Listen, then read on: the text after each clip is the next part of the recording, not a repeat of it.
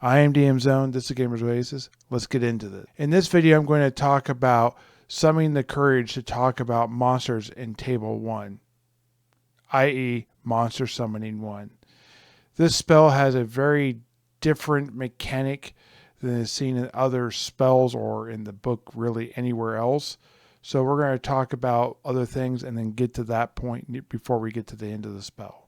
Monster Table 1 is found in my copy of the PDF on page 64. It is made up of kobolds, goblins, orcs, skeletons, giant rats, centipedes, bandits, spiders, sturges, footpads, dwarves, and even a frickin' gelatinous cube. I would say that the whole list is probably intended to turn up, probably in a very gonzo way. However, I would probably limit this to anything that could not be a PC race or a gelatinous cube, as that kind of changes the dynamic of the game in ways I'm not sure I would like. I would also say that smaller creatures like spiders and centipedes, even though they're giant, probably should remain a D3, not a D6, as they have poison, and things that are small and are less ability-wise, like goblins, kobolds, and giant rats, probably could be a D6. However, the referee might decide to do something different, and I would leave that up to them and their way of playing the game. So the new mechanic I talked about earlier was called delay. I would say this is a very situational type of thing that specifically goes away one turn after either the monsters or creatures are killed or the caster is killed. I do like the fact that when they are summoned, they are within 1 inch of the caster and they last specifically for 6 turns. This not being random and being a decent amount makes it very applicable to most dungeon play and makes it very useful in the scenarios where you're trying to push for a certain amount of time. I like that.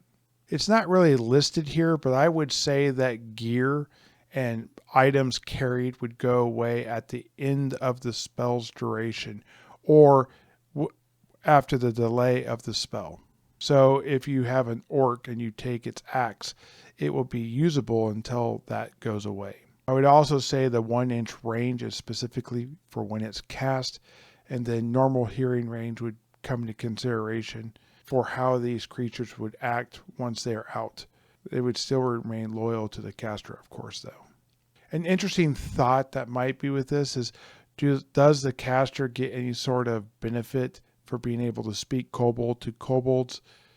Or do they just instinctively know, intuitively know, or magically know through like a link or something what the caster is wanting to do? Knowing this could be an important part of the game, but as long as a referee understands it, I think that's the most important part. I would also say that kobolds that are in an area would know instinctively that these kobolds are not their kobolds. There's no roll that needs to be made, that the nature of their clothes, the smell they carry, the way they act, maybe their language they speak, while it could be very similar, I think would not be exact, and they would instantly be identifiable as not being native to this area. I'd also say that if the caster is able to intuitively know what the kobold is thinking, this could allow them to communicate with kobolds by having the spell out and active, and they wouldn't have to necessarily speak kobold. Okay, so speaking about kobolds and their alignment, I think this brings in an interesting concept when you're dealing with alignment and intelligence. If they're smart and cunning, does that mean that they have to more adhere to loyalty? Or can a goofy, lower IQ creature accidentally be unloyal by being their alignment and not realize what they had done? I don't know.